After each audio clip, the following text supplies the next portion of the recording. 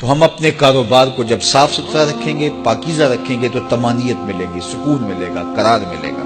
اللہ کے محبوب علیہ السلام کے ایک صحابی گھوڑا فروخت کر رہے ہیں، تو ایک صحابی اور آئے تو انہوں نے کہا کہ یہ گھوڑا بیچتے ہو؟ کہا ہاں بیچتا ہوں۔ کتنے کا؟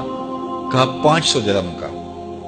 تو عرب گھوڑے کے اوپر سواری کر کے چیک کرتے تھے، دیکھتے تھے، ٹرائی لیتے تھے۔ تو گھوڑے کے اوپر جب ٹرائی لی نا تو واپس آ کے کہا کہ اس کا 600 درہم لوگے؟ اس نے کہا میں تو 500 میں بیچنے آیا ہوں، تو تم 600 دیتے ہو تو بسم اللہ۔ تو پھر وہ کہنے لگے اچھا 700 لوگے؟ انہوں نے کہا کہ مجھے اور کیا چاہیے؟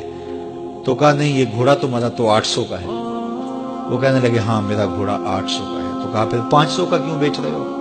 کہا میری مجبوری تھی، میں نے بیٹی کی شادی کرنی تھی اور میں مجبوری سے 800 کا گھوڑا 500 میں بیچ رہا ہوں۔ انہوں نے کہا میرے صاحب، میرے بھائی، میں تو 800 میں لوں گا، جب ہے 800 کا ہے تو میں 500 کا کیوں لوں؟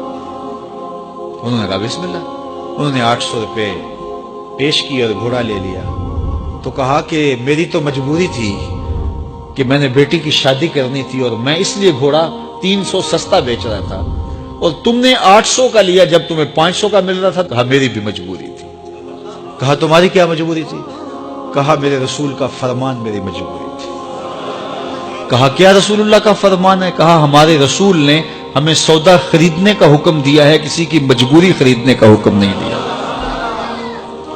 آج تو کہتے ہیں جناب یہ 5 کروڑ کی پراپرٹی ہے، وہ تو مجبور ہے بیچارہ اس لیے 3 کروڑ کی بیچ رہا ہے۔ ہم کہتے ہیں بس ہاتھوں ہاتھ اٹھا لیں۔ یار اگر کوئی بندہ اپنا گھر بیچ رہا ہے اس لیے کہ وہ مجبور ہے اور وہ 1 کروڑ روپے کا ہے، تو ہم اس کو 50 کا کیوں خرید رہے ہیں؟ جب ہے 1 کروڑ کا، 1 کروڑ کا خریدے۔ اور جو ساری زندگی لوگوں کی مجبوریاں خریدتے ہیں، فلاں پراپرٹی فلاں کی مجبوری سے خریدی، فلاں پراپرٹی فلاں کی مجبوری سے خریدی۔ کچھ لوگ اس طاق میں رہتے ہیں کوئی مجبور ہو تو اس سے خریدے۔